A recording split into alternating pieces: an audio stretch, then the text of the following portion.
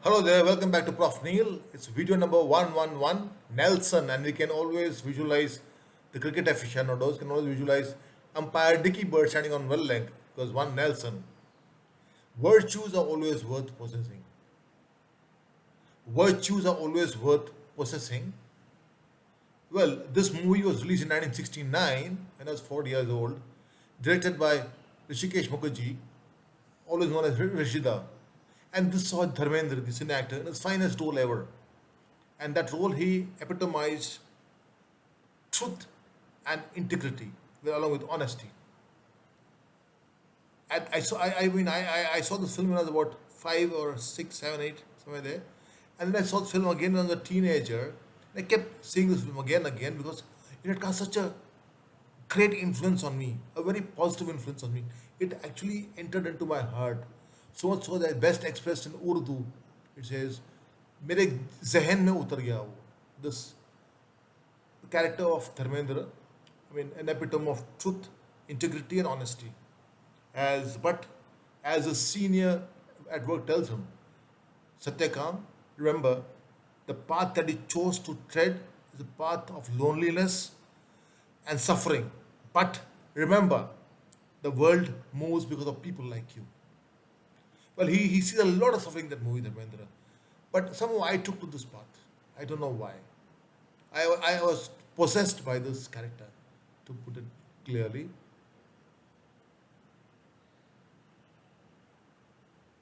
And I started becoming abrasively honest.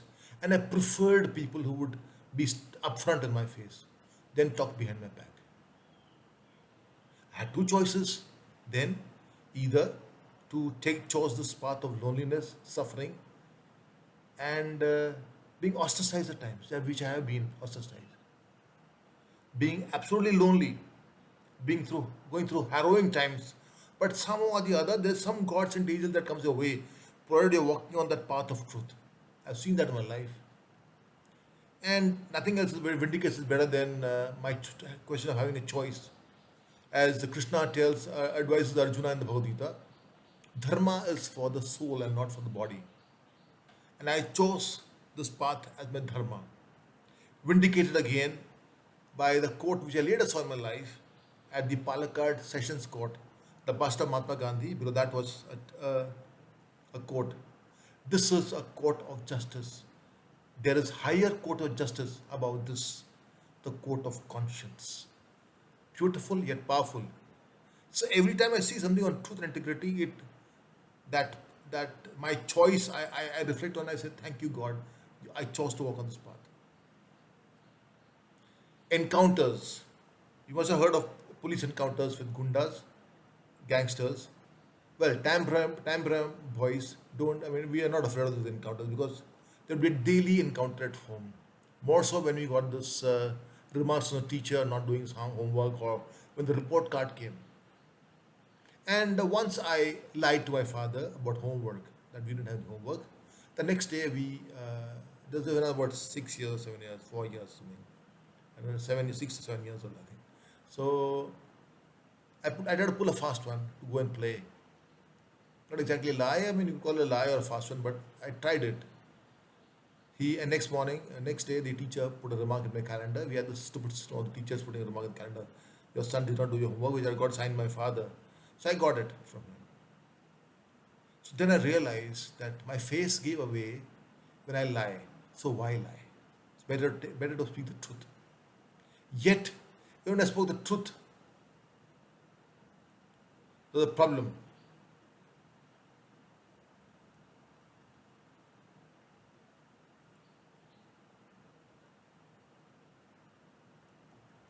The problem was that uh,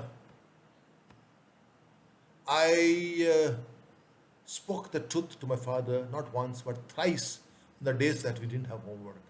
I was then in seventh standard on the highest level of primary. My father broke a steel round spoon which you serve sambar and rasam in South Indian household that we have. He broke it thrice on me. And the third time, he dragged me to the neighborhood where my class fellow stayed. and got it verified that there was no homework that day. After that, he never picked up his astra. And but that day, when he hit, with earlier when I had lied that when I said the first time, the three times that I got hit with a steel spoon when he broke it on me, my mother had to go and buy extra steel spoons, steel round spoons at home for because of me. I chose to speak the truth then. The first time when I lied, I was some 4 years old or five. So he just gave me a whacking. That's it. It didn't have any effect. But then I chose to tell the truth. I realized that when I told the truth, that beating didn't hurt me like earlier. And then after that was smooth sailing. I chose this path. Honesty and truth gives you courage. Or does courage give you the power to speak the truth? I still don't know about that. But I thank my gods that I walked on this path. This beautiful path of honesty and talking about the encounters at home. So after those encounters at home, a teacher once remarked in classroom or somewhere outside, I don't remember, school, that if you speak the truth, you don't have to remember anything. So that struck me. That stuck in my heart. So I said, fantastic. Why do you have to remember something? You've got many things to remember in school. So speak the truth. And you just have to, if somebody taps you in the middle of sleep and says, reconstruct that. It'll come to you. So that's when when I spoke the truth three times towards the end of my beatings. When my father dragged me to the neighborhood for my school class fellow's house, I saw the truth, so I didn't have to remember anything. But that day didn't hurt, as I said earlier. And that speaking the truth gave me the courage, and the honesty and the courage, honesty and truth gave me the courage to take the beating. And lie travels faster than truth. In Malayalam, we say that lie circles the earth twice before truth starts beginning its journey. But lies are like the fireflies and like the mayflies. They go off like that in a blip. And about truth, the national emblem says it all. So below the Sarnath lions says Satyameva Jayate. It's not some whim or fancy that's put there. It gives hopes to millions of people that their truth will stand vindicated someday, but it will stand one day. And it was the contribution of Madan Mohan Malviya, the veteran freedom fighter and educationist, the founder of the Banaras Hindu University. He unearthed this from the Mundaka Upanishad and it was placed there. Satyameva Jayate. What more do you want in life about truth? The sun, in my opinion, in my views, I stand corrected before after in the earlier video, in my views, is the metaphor for truth. It has a lonely journey from morning to evening. I mean, from wherever it travels from east to west. It is a very lonely journey, and he goes on and on and on and on every day. True, we don't know whether he's suffering or not, but he is obscured by clouds at time, and we think there's no sun. But then, like the lies, it circles the earth twice fast. A gust of wind is enough to dispel the winds, and the sun shines much better and much more radiant than before. So very many times at home, with my abrasive style of speaking the truth, I've been told by advised by my elders, Neil, be diplomatic. It's a euphemism for lying smartly or be a pull a fast one.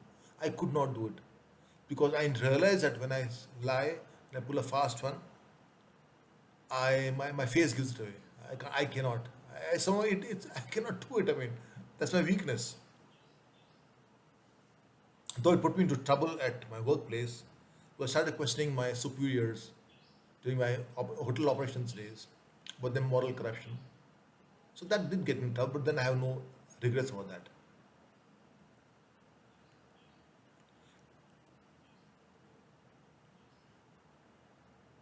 But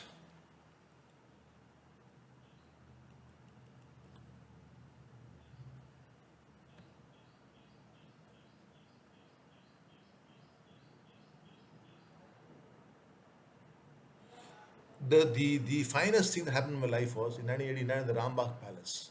hotel where I was working in the restaurant, the senior captain. And I was waiting on, now nobody else but Satya Khan. He was there in person. A very soft-spoken man is Dharmendra.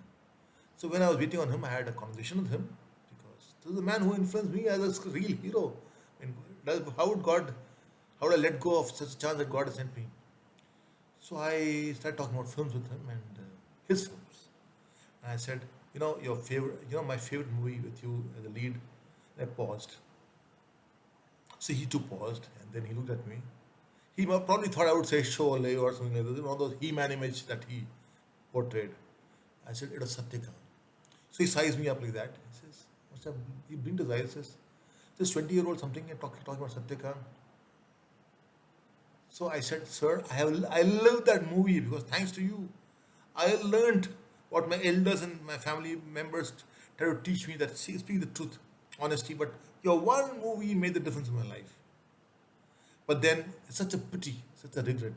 As you said in your interview some time back, you quoted that if I don't get a national award for this movie, I'll never get it in for any other movie.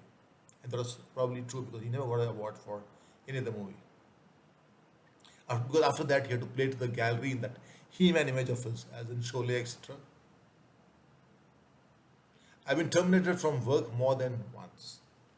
At the Rambagh Palace, I got terminated because I stood up to a supervisor at lunch break who was showing off that he was being the nephew of the food and beverage manager and getting morally corrupt with me personally. So I told him to take a walk and I was terminated. But how God rewarded me was the next day I got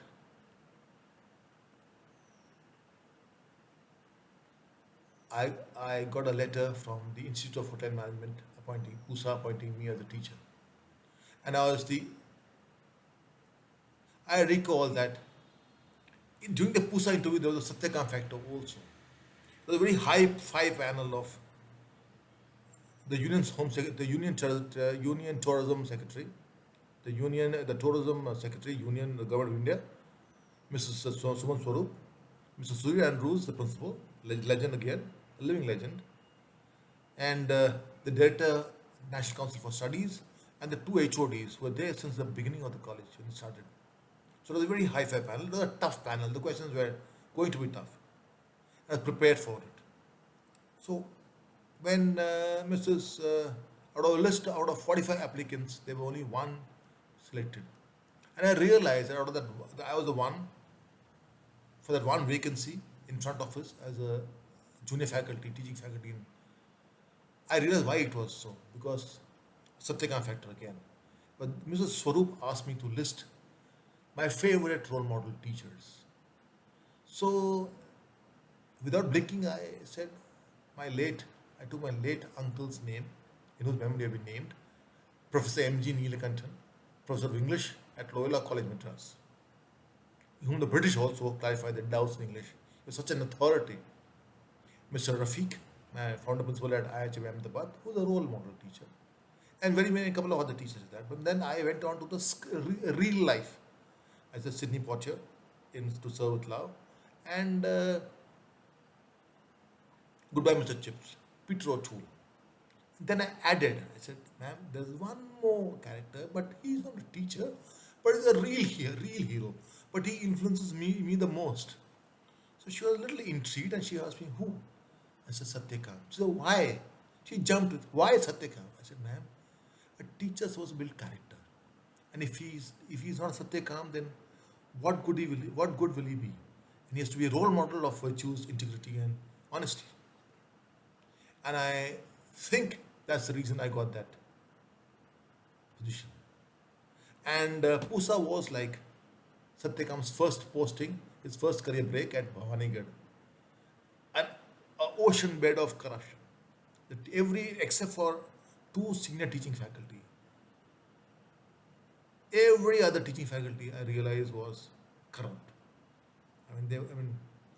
I was shocked because unlike my teachers at the Institute of Hotel Management Ahmedabad, who were like Caesar's wife above suspicion, here there was a business model set that for a internal assessment marks. You don't need to attend any, you don't give any papers, you don't have to submit any journals. And for attendance, which is so critical for the practical exams towards the end of the year, as an internal exam that teacher influences. So you could get that with cash, with liquor, with jewelry, or name it. There's a rate card for each teacher. Some could some could sell their soul at for a bottle of beer, and the girls, being smart, would open a button or two. That's enough. So I was mortally horrified there. I said, "What do I?" But then, in a way, it was good because I stood apart from them. My doors were always open, and my students, I think, respected me for that more than anything else. But then I also fell in my own eyes. And in 1989, the year I joined, I was given the task of responsibility of coordinating the interviews for the all the students who had cleared the G, the joint entrance examination. So a senior from Pusa with whom I had played a cricket match earlier came with his course mate, and she was a Fauji child, and asked, requested me to help get her brother admitted at Pusa, knowing my proximity to the interview panel.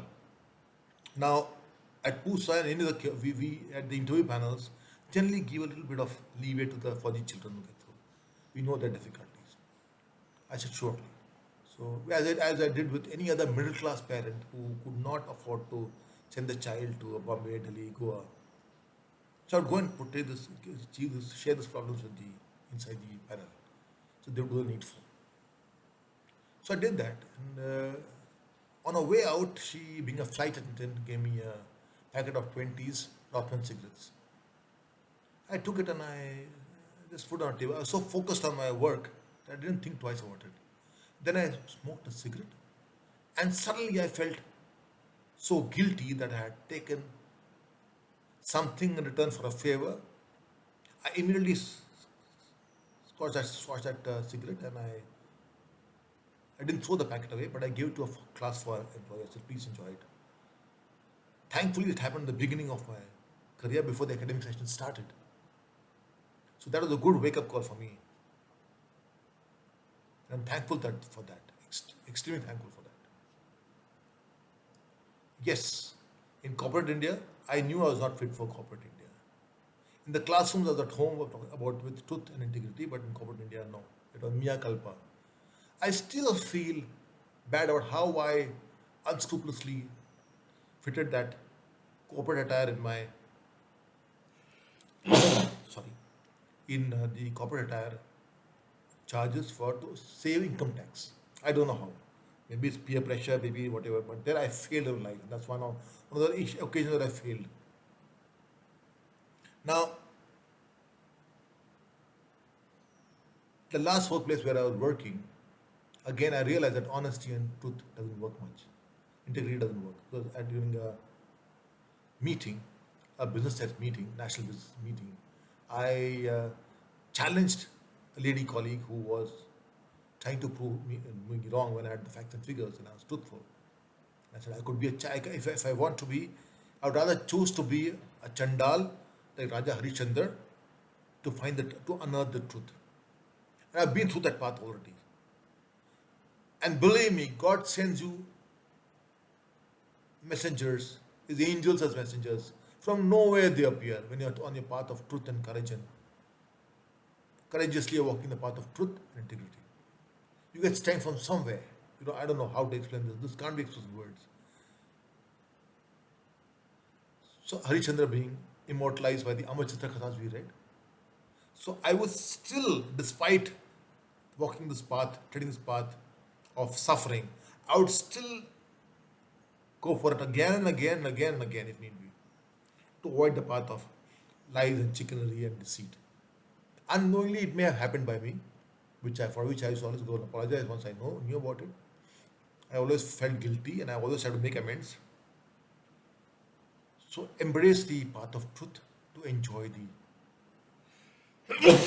sorry, enjoy the path of life.